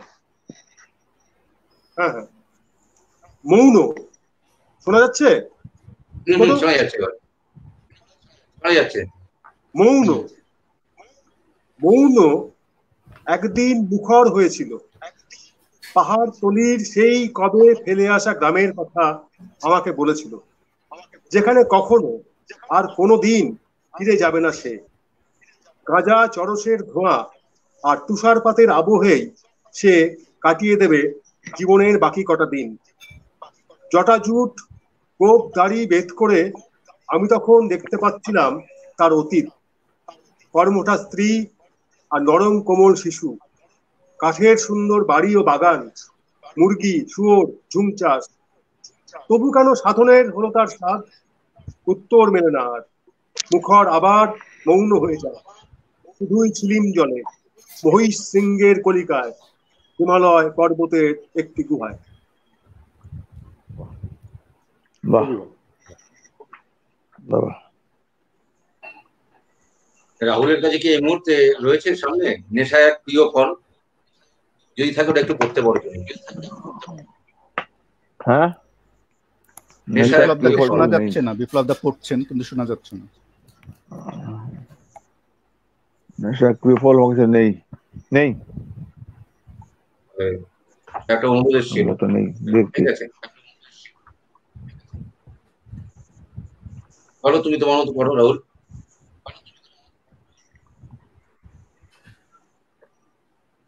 রাহুল দা অবাক জান থেকে পড়ো না, এসছে দেখো তোমার মতো তুমি পড়ো। দেখছি আমি, খুঁজতে হবে সমস্ত আসলে। ঠিক আছে, তুমি তোমার মতো পড়ো। নিভৃতে জেগেছে প্রাণ, বাক্য ব্যবহারে কোথাও কি প্রহেলিকা ছিল? ছিল ক্ষত তেজ, খঞ্জ অশ্ব, রিপুর কৌশল, অক্ষর প্রস্তর খণ্ড গড়িয়ে চলেছে। তার পদচিহ্ন ধরে ধরে আমিও চলেছি দেখো অপহৃত চোখে। দেখি শব্দ মেঘ, উল্কাপুঞ্জ, অক্ষরে আসীন। ফিনফিনে আত্মা তার দুই হাতে ধরেছে রমণী, কেঁপেছে বাতাসে রেণু। তমসার পরপারে সুরের কঙ্কাল আজ জোনাকের ছাই হয়ে ওড়ে। আমিও তো মিথ্যা ভাবি, মিথ্যা দেখি, মিথ্যা লিখি প্রতিটি অক্ষরে। দারুণ। পড়ে যাও আরেকটা।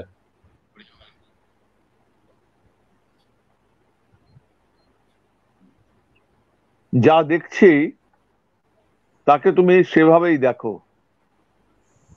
দ্বাররুদ্ধ গৃহখানি চাঁদের কলঙ্ক গায়ে কতকাল একা পড়ে আছে। তার শ্বাস শোনো, মৃদু, দীর্ঘ অথবা শামুক। ধরো বাঁশি মাল্য আজও ফটোফ্রেমে দোলে। ধরো গুপ্ত রতিভঙ্গি প্রতি রাতে জেগে ওঠে প্রাচীন শহরে। আপাতত দিনের বাতাসে ঘুমে আছে গৃহখানি, চলো যাই ঘুমে। ঘুমের দেয়াল বেয়ে সাবধানে নামি, দেখি ক্রীড়া, ছন্দ আর চিন্তা প্রতারণা। সহজ দুয়ার লিপি, দেয়ালে নিখোঁজ লেখা, স্মৃতি কল্পনা।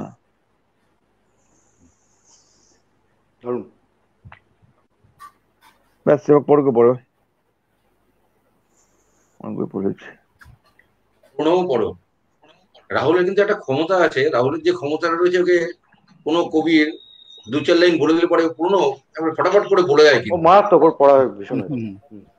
এটা কিন্তু আমি অবাক, আচ্ছা, মানে আমি খুব বিস্ময় আমার এটা হচ্ছে আজকে আমার শেষ লেখা, এরপর আর লেখা পড়বো না। না না, পড়বে, ঠিক আছে, না এটাই শেষ লেখা। না এটাই শেষ, এটা পড়ো, তারপরে অনেক পড়লাম। দেখেছি দাঙ্গার দেশ, দেশ ভাগ, খলের বিগ্রহ। এই ঘরে একদিন ময়ূর দেখে মন নেচেছিল। রাঙাকর্তা ফিরে এসে এই ঘরে খিল দিলে কি যে লজ্জা, মরে যাই মাগো। কত তর্ক, কত গান, কত কাব্য, কত কত স্বপ্নের মহড়া এই ঘরে। খিড়কি পুকুর থেকে কত সিঁড়ি উঠে এলো ঘরের দুপুরে। মৃত্যু ও মৃতের কথা, কত রাত একা একা, কত না ব্যঞ্জন। ছেলে মেয়ে যুদ্ধে গেল, যুদ্ধ শেষ, ফিরে এলো কই। তবুও তো জেগে আছি, জেগে থাকি, জেগে থাকবই। দরজায় মৃদু টোকা, হয়তোবা কোনোদিন। দরজা খোলো মা, আমি চিনু, আমি বেনু, আমি পাখি, মাগো আমি তোমার নীলিমা। সাধারণ সাধারণ সাধারণ।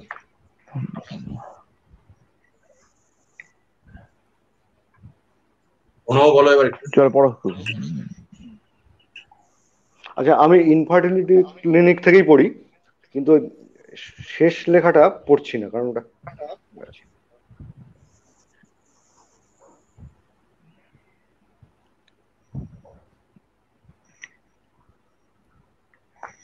আচ্ছা, এই লেখাটার নাম জীবনভর। আরো একটা গড়পড়তা প্রেমের গল্প। হে মহান নৈতিকতা, তোমাকে সেলাম। এই শিশু একদিন কিশোর হবে, কিশোরী একদিন যুবতী হবে, যুবক একদিন প্রৌঢ়, প্রৌঢ়া একদিন বৃদ্ধা, বৃদ্ধ একদিন মারা যাবে। তুমি জীবনভর আমার সঙ্গে থাকতে চেয়েছিলে, আমি অন্তত একদিন তোমার সঙ্গে থাকতে চেয়েছিলাম। এর থেকে খুব বেশি না। সবকিছু বেশ কাহিনীর মতো ছিল। আমার চোখের ভাষা তুমি যদি বুঝতে পারতে। আরো অনেকের মতো আমিও এ কথা বলি। এখন আমার কাছে কোনো কিছু অপরিহার্য নয়, জীবন না, মৃত্যুও না। আমার চোখের ভাষা যদি তুমি বুঝতে পারতে।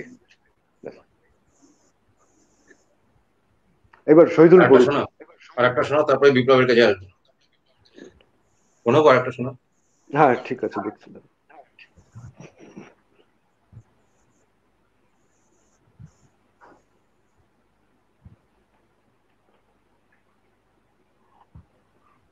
আচ্ছা, এটা সঙ্গীহীন থেকে পড়ছি। লেখাটার নাম নিজস্ব ছন্দে।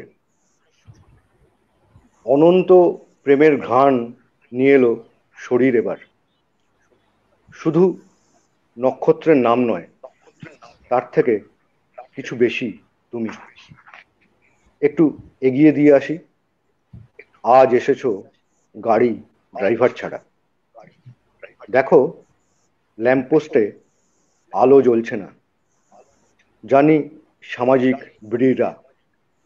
বাড়ির দরজা থেকে ঘষে তুলে দাও জুতোর দাগ।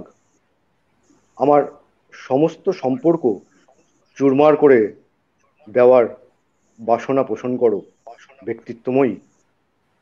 স্পর্শহীন চুম্বন বহন করি। তবুও চোখে যখন চোখ পড়ে, কেন যে নামিয়ে নাও। তোমাকে মিশ্র বৃত্তে ধরি না, নিজস্ব ছন্দে ওষ্ঠ নেমে আসে চিবুকে বুকে।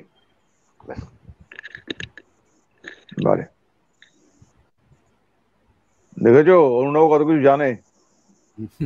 বিপ্লব, বিপ্লব, ওনাবাবুকে দেখে কিন্তু মনে হয় না।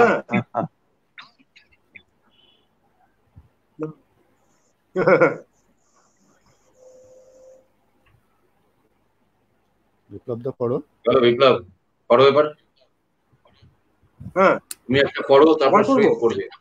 পড়ো, সময় তো আছে, পড়ো।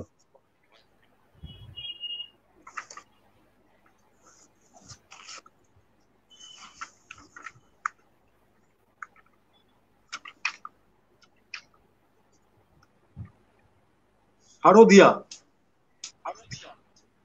ধান ক্ষেতের আল আমার পথ, আমার বগলে বেডিং আর মাছের বাক্স। ট্রেন জার্নি করে আসছি আমার দেশের বাড়িতে। ওই তো ঠাকুর গাছের লম্বা মাথাটা দেখা যাচ্ছে। একটা টিয়া পাখি, কয়েকটা বক উড়ে গেল।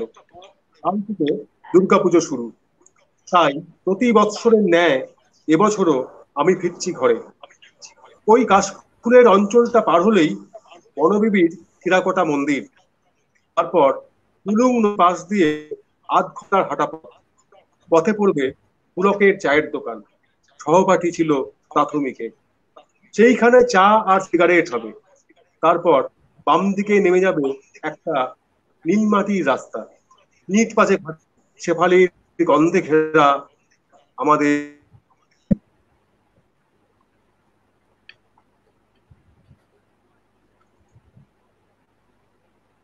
বিপ্লবের একটা কিছু সমস্যা হচ্ছে, যান্ত্রিক।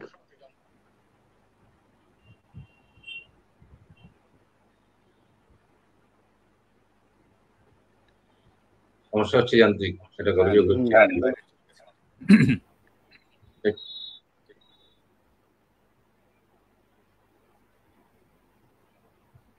আচ্ছা, আমি একে শহীদুল পড়ুক আর আমি রাহুল একে বলি যে একটা সামান্য এলিজি থেকে, কারণ এই বইটার সঙ্গে আমার খুব যোগাযোগ আছে সামান্য এলিজির সঙ্গে। আমি প্রথম কিছু লেখা করি ইয়েতে বেরিয়েছিল এই সময়, আরো কিছু জায়গায়। তো আমি ওকে বললাম যে এলিজি তো আমাদের এখানে মাইকেল লিখেছেন, শক্তি লিখেছেন, আরো অনেকে লিখেছেন, কিন্তু এই মুহূর্তে আমাদের সময় খুব কম এলিজি লেখা হয়। এই এলিজি গুলো তুমি লেখো, এক জায়গায় করে এটাকে করা হোক। এবং এই আমার ধারণা এই বইটি থেকে যাবে। এই বইটি মানে অমর বই আমার মনে হয়। এবং সত্যিই তাই, এত ভালো এলিজি এবং এত মানে আমাদের স্পর্শ করে যায়। শক্তি চট্টোপাধ্যায়ের অসম্ভব এলিজি আছে, আরো যা পুরনো আছে, আমাদের এই সময় উৎপলদার কিছু আছে। তো এই বইটার সময় এই প্রতি আমার একটা ভীষণ যোগাযোগ, আত্মিক যোগাযোগ আছে। এবং আমি ওকে বলি যে আমি সম্পাদনা করি, করে আমি প্রায় রাজি খুব একটা ছিল না। এই যে বলছে না একদিন দুদিন আগেটা, আমি ওকে দীর্ঘ সময় ধরেই বলে প্রায় বাধ্য করি এই বইটি করে। এবং বইটি করে লেখক কত তৃপ্ত জানি না, আমি নিজে খুব তৃপ্ত এবং আমাদের প্রকাশকও খুব তৃপ্ত। খুব উঁচু মানের বই আমি এটাকে মনে করি। আচ্ছা, শহীদুল পর মানে বিপ্লবদাকে তো মিস করছি, বইয়ে নেই এরকম দু একটা পড়ি না। শহীদুলের শেষ বইটি অসাধারণ, পর্ব ভাগ করা আছে। ওটা অবশ্য নিজে পড়ার বই, বইটা নিজে পড়তে অনেক ভালো লাগবে। আচ্ছা, এখন দু একটা পড়ছি যে কবিতাগুলি আসলে এই সাম্প্রতিক সময় লেখা, বইয়ে নেই আর কি। প্রথমটা হচ্ছে চক্র। আজ এই ভোরের বাতাস মনে হয় আসন্ন প্লাবন। মরণ, তুমিও আসবে নাকি মাতৃসদন থেকে? দুধের বাচ্চা কারে দেবে? ওই যে চিরকুমারী রাধিকা, তাকে দাও। ওর স্তনের বোটায় আমি ঘষে রেখে এসেছি লালসা, তাই খাবে। খেতে খেতে বড় হবে, আরো বড় হলে কফিনের ডালা খুলে দেখে নেবে অমর ইউনিফর্ম। তারপর হাওয়ায় উড়বে, মনে হবে ভুলে গেছে নাম ধাম। তবু ভোলারাম সারাদিন ঘুরে টুরে এসে দাঁড়াবে মাতৃসদনের গেটে। আজ আমি যেমন দাঁড়ালাম।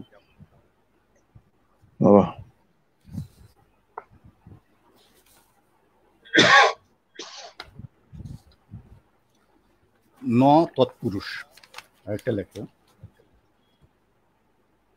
চোখ মুছো সরল ব্যাকরণ।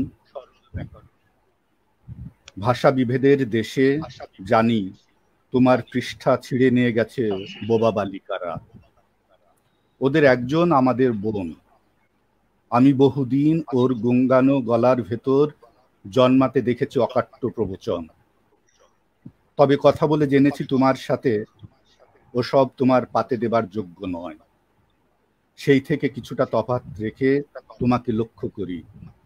সরল হে বিদগ্ধ ব্যাকরণ, বোবা এক বোনের আমি ভাই। তোমার ছেঁড়া পৃষ্ঠা ভরে দিতে পারি, এমন বাড়তি কথা আমার কখনো ছিল না। এখন তো আমিও বাক্রুদ্ধ প্রায়।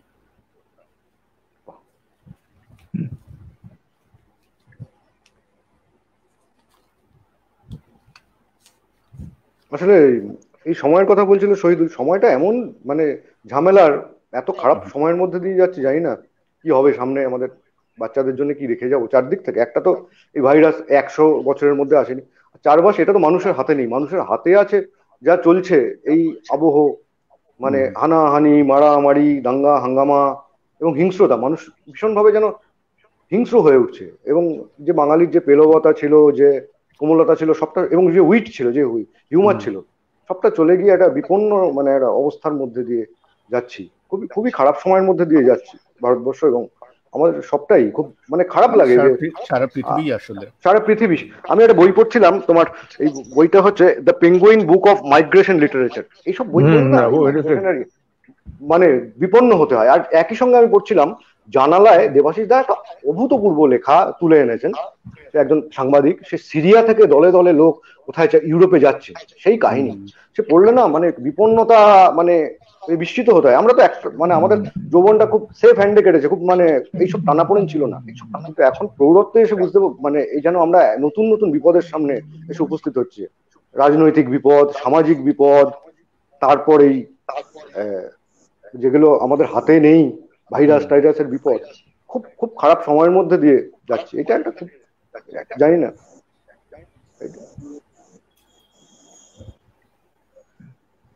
বিপ্লব এসে গেছে। বিপ্লব কিছু বলবো? হ্যাঁ বিপ্লব দা, কি হ্যাঁ তোমাকে মিস করছি মাঝে মাঝে। হ্যাঁ বিপ্লব, তোমার কবিতাটা কমপ্লিট হয়নি, মানে তুমি বলতে বলতে তোমার কোনো একটা প্রবলেম হয়েছিল বোধহয়, আচ্ছা আচ্ছা সরে গেছিলে। হ্যাঁ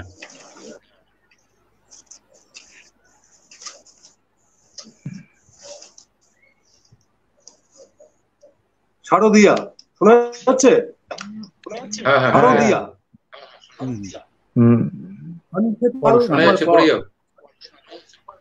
আমার বগলে বেটি আর মাথায় 3 দিন ট্রেন জার্নি করে আসছি আমার দেশের বাড়িতে। ওই তো পাকুর গাছের লম্বা মাথাটা দেখা যাচ্ছে। একটা টিয়া পাখি, কয়েকটা বক উড়ে গেল। কাল থেকে দুর্গাপুজো শুরু, তাই প্রতি বৎসরের ন্যায় এবছরও আমি ফিরছি ঘরে। ওই কাশফুলের অঞ্চলটা পার হলেই বড়দিদির টেরাকোটা মন্দির, তারপর ডুলুং নদীর পাশ দিয়ে আধ ঘন্টার হাঁটা পথ। পথে পড়বে পুলকের চায়ের দোকান, সহপাঠী ছিল প্রাথমিকে, সেইখানে চা আর সিগারেট। তারপর বাম দিকে নেমে যাবে একটা নীল মাটির রাস্তা, মিনিট 5 হাঁটলেই শেফালির গন্ধে ঘেরা আমাদের প্রিয়তম বাড়ি।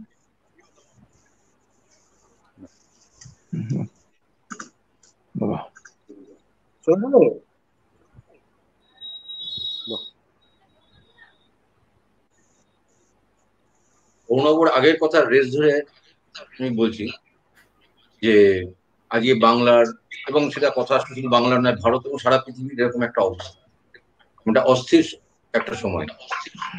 আমরা পূর্বে দেখেছি, আমাদের মানে আমার গোচরে যেটুকুনি রয়েছে, যে অন্তত মানে 70 দশক তো পুরো ওইভাবে আমার দেখা হয়নি, তবু যা আমি দেখেছি এবং পরে যেগুলো শুনেছি, যা শুনেছি,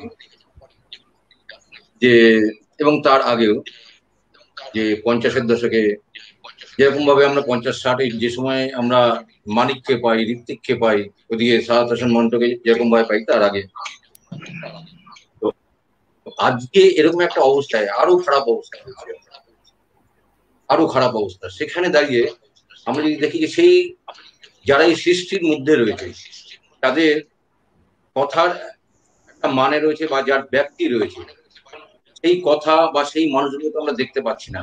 তারা কি আছে তারা বলতে পারছে না, নাকি বলবার সেই জায়গাটায় তারা নেই।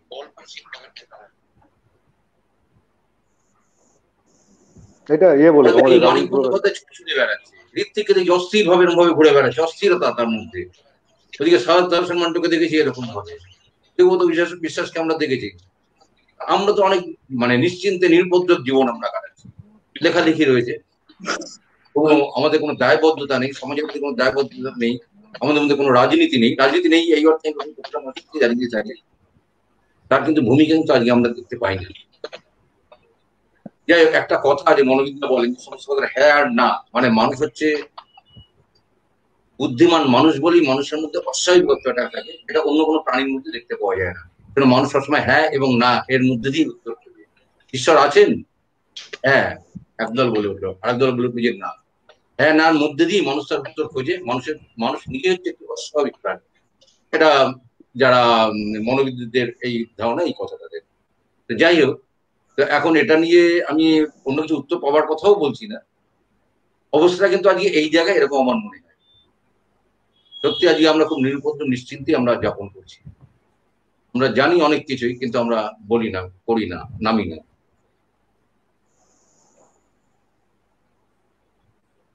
এই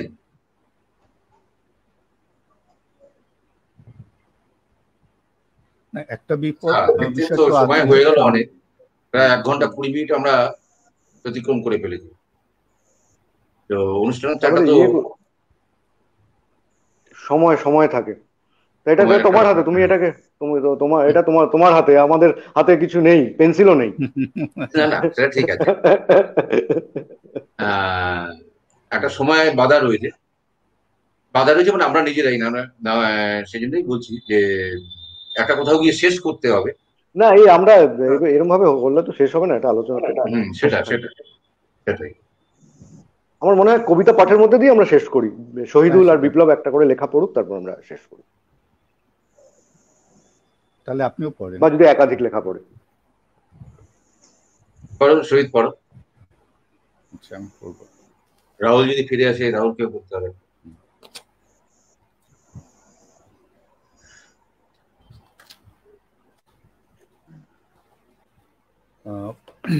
আসছে। কবিতাটার নাম হচ্ছে পাওয়া। কাঠের কাহিনী শুনে শুয়ে আছি কফিন বাগানে, এক একটি কফিন যেন তোমার শরীর। বানায়েছেন যে মিস্ত্রি, তার হাত যশ, চোখের বিষাদ আর অমরত্বের শ্রেণী ও বাটালি, মনে হয় ভেঙে ফেলি সাময়িক শোক প্রস্তাবে। তবে তার আগে ভেতরে ঢোকার কালে বাইরে ফেলে এসেছি যেই মন, সে কোথায় এখন, কার সাথে বসে গুনছে 7 রাজার ধন, অথবা শেষ পারানির করি। সে দৃশ্য দেখার লোভে কফিন পিঠে নিয়ে আমি নগরীর ঘরে ঘরে কড়া নেড়ে যাব। ওদের হিসেব ঘরে তোমাকেও কি পাবো?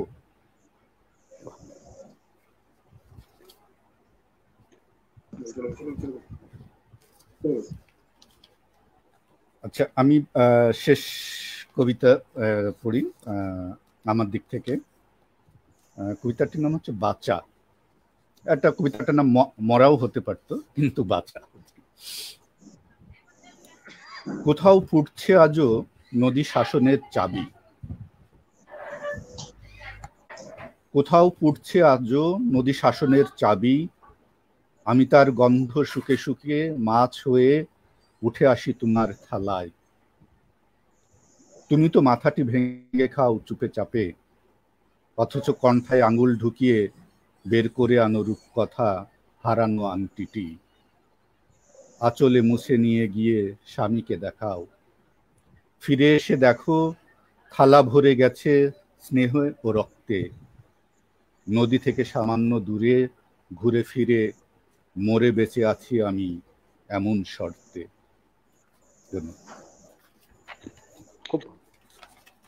বিপ্লব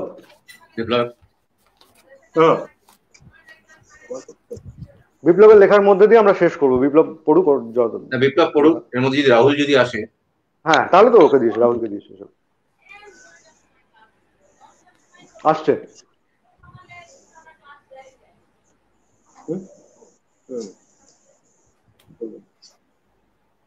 আমার মত, চেষ্টা করি কবিতা লেখার এই জন্য নয়, যেভাবে শ্রমিক যায় সন্ধ্যা হলে মাসিউলি চোলাইয়ের থেকে, সেভাবেই বোতল, গেলাস, চুনো মাছ, কাটা শশা তোমরা আমার প্রিয়। শুয়োর কুত্তার চেয়ে হীন এই জীবনের মানে ভাই খুঁজি না কো আর। আকাশের নীল, পাহাড়ি সবুজ কেউ নয়, কিছু নয় বিক্ষুব্ধ হৃদয়ের কাছে। আমার নেই ডানা, আছে শুধু চলাচল, মোট বাওয়া মাল টানা হারি জীবনে। আর এটা পড়ো বিপ্লব। না আমি আর পড়বো না, বিপ্লব পড়েছে, বিপ্লবের কবিতা দিয়ে শেষ হোক। যদি আমাদের ইয়ে ঢুকতে পারে একবার দেখো, রাহুল পুরকার আসছে।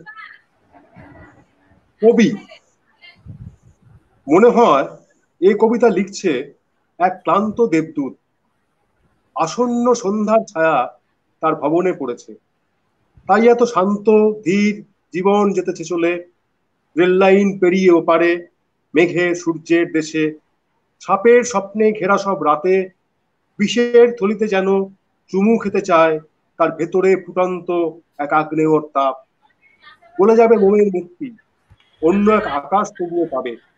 পরিক্রমা শেষ হবে প্রয়োজন মতো, আপাতত দিগন্তে নিহত তুমি, শরীরে পিঁপড়ের শাড়ি, তবু মাথার উপরে নীল প্রজাপতি ওড়ে।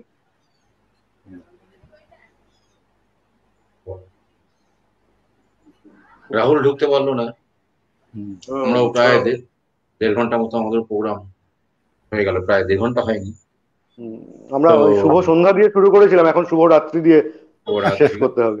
আর তার সাথে অবশ্যই শুভেচ্ছা জানাতে হচ্ছে রাহুল পুরকায়স্থ, বিপ্লব চৌধুরী, অর্ণব সরকার এবং আমাদের শহীদুল্লাহ ভাষালিপির পক্ষ থেকে এদের প্রত্যেকই শুভেচ্ছা। আর এই সাথে যারা এর পিছনে রয়েছে, যাদেরকে দেখা যায় না, যারা সম্পূর্ণ কারিগরি কাজটি যারা করেছেন, ইতিকথা বই হয়, এদেরকে ভীষণ শুভেচ্ছা। আর যারা দেখেছেন তাদেরকে অবশ্যই শুভেচ্ছা। তাদের যদি কোনো বক্তব্য থাকে, কোনো কিছু কমেন্ট করে পরে আমাদেরকে জানাতে পারে। আর এই সাথে বলে দেওয়া, সামনের শনি এবং রবি 20 আর 21 তারিখ রাত 8টার সময় আমাদের এরকমই আরেকটা অনুষ্ঠান হচ্ছে। আপনারা ভাষালিপির টেস্টটা একটু খেয়াল রাখবেন, দেখবেন কোন দিন কি প্রোগ্রাম হচ্ছে। সবাইকে সেই প্রোগ্রামে, সেই অনুষ্ঠানে থাকবার জন্য আমরা সাদরে তাদেরকে এই বলে অনুষ্ঠানটা শেষ করছি। চলো আজকের মতো এখানে। অনেক ধন্যবাদ সঞ্জিত দা, বিপ্লব দা, অনেক ধন্যবাদ সব।